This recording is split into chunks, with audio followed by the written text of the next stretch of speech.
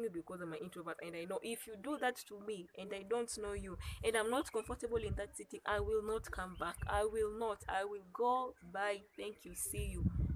Oh, see you never actually. And then I'm hello kids. So yeah, even if you think it's wasting your time, it's not. Hello, hello. Praise God. Welcome back. Welcome back. Welcome back. Yes.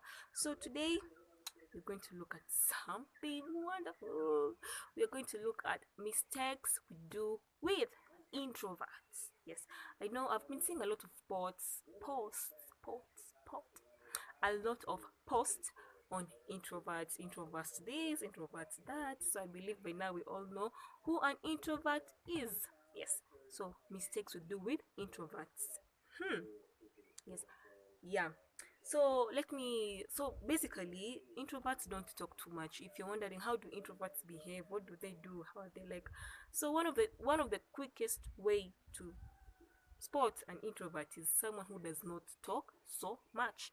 Okay, there are those, so especially in general crowds or in a crowded place or in general crowds, but with their own friends they talk like when introverts are with their friends or with the people they feel most comfortable with, they talk and they may actually be the loudest. But if you put them in a crowd or in a setting that has mixture of people, they may tend not to speak so much. Then yeah, they don't, and then they tend to be passive. They are not, by passive, yeah, they tend to be passive. Yes, most of them tend to be passive. They are not so most of them. There's some introverts who behave. There's some introverts on the borderline of being introverts and extroverts. I don't know if they have a name nowadays, but most of introverts are just passive. Like it will be, they might be excited about something, but you may never know they're excited, or the excitement may sound very passive. They'd be like, wow, wow, wow, I like that, and that's all. They're done. You're expecting some bubbly dancing thing that does not happen. They just like, I like that, I like that. End of story. Bas, wamemaliza. Hakuna kitu nyingine.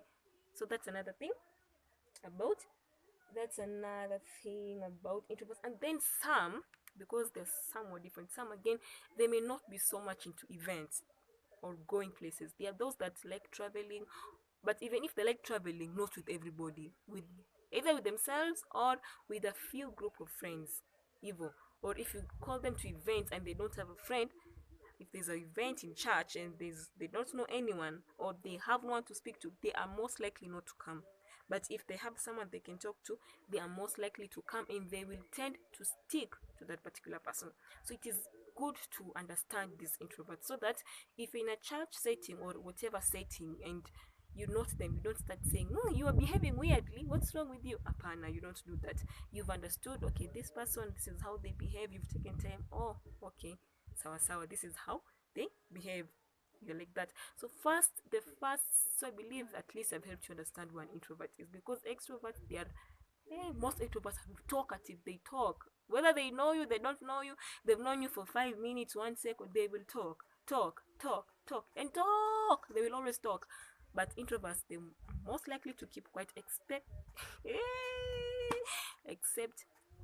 with their friends. Yeah, so the first mistake that people make with introverts is when you call them out, when you call them out or you point them out in a crowded tea. For example, where Mary, where?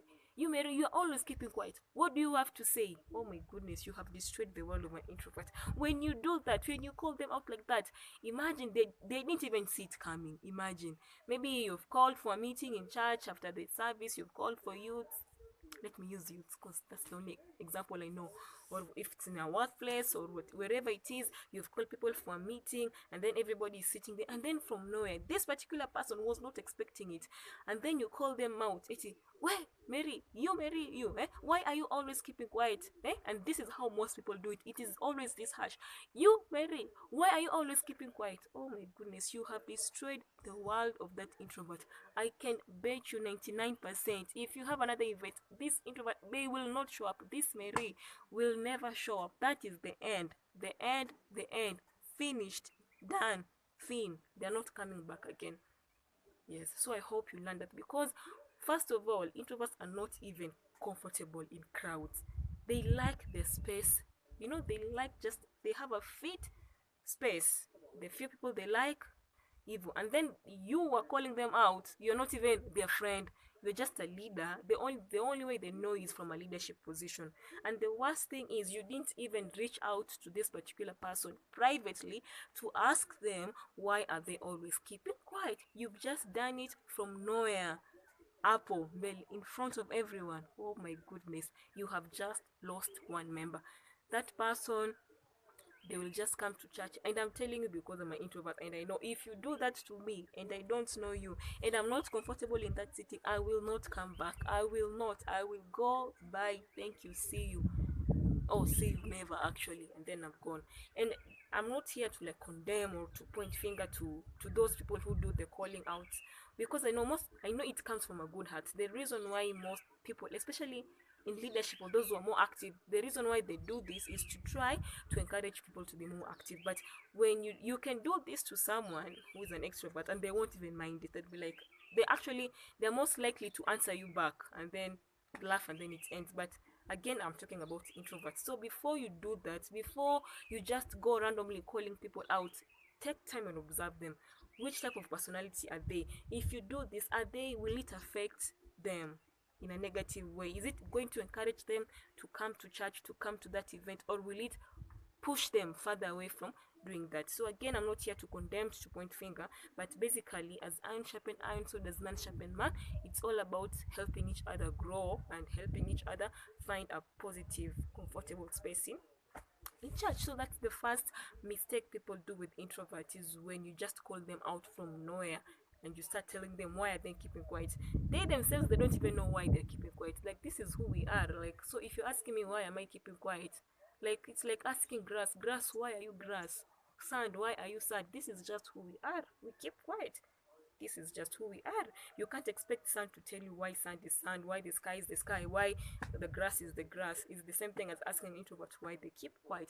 And then don't, remember, they talk, but only with people they're comfortable with. And you can at least try and observe them. How do they behave with their friends? How do they behave with everybody else? Then at least you can get a glimpse of them. So that is like the most mistake. That is like, I'm trying to look at my notes. That is like the most mistake that people make with introverts, when you just point the finger at them and call them out in public for and do not. So does this mean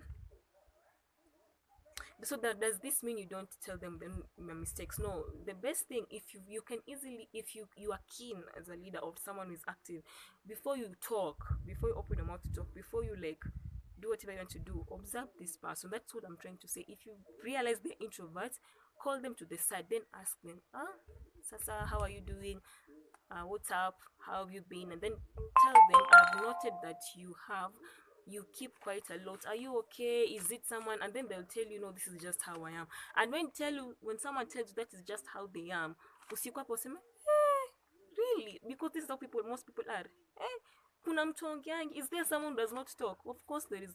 We all talk. As long as you can speak, we all talk. But again, you should realize, not everyone. That's another sentence that people say, hey, is there someone who does not speak? Is there someone who's always keeping quiet? Of course, hello, we all speak. But for an introvert, they will speak mostly to the people they're most comfortable with, mostly to their friends, but not to just everyone. Extroverts can speak to anybody, anytime, anyhow, at any they can always speak. So before you utter some insensitive thing to someone who's an introvert, ask yourself how that particular sentence will work to them. That is why, at least before you go out and reach out to someone, get to know their personality, so that you approach them in a good way that will yield positive results. Because at the end of the day, it is the results you're looking for. We deserve for everyone to be active, but if you go with the wrong approach, you might have good intentions, but your wrong approach will destroy everything. You know what they say? The road to hell is filled with good intentions. This is where that saying fits. So that's just it. So reach out to this person in private, get to know why are they so passive, or why don't they talk so much, and then listen to the explanation, and so on and so forth, and then you'll be able to understand them. Another thing, don't just tell them, why do you miss events every single time? Yeah, that's what introverts do. They miss events, especially those that do not make any sense to them, or those that they feel there's no one they can connect to.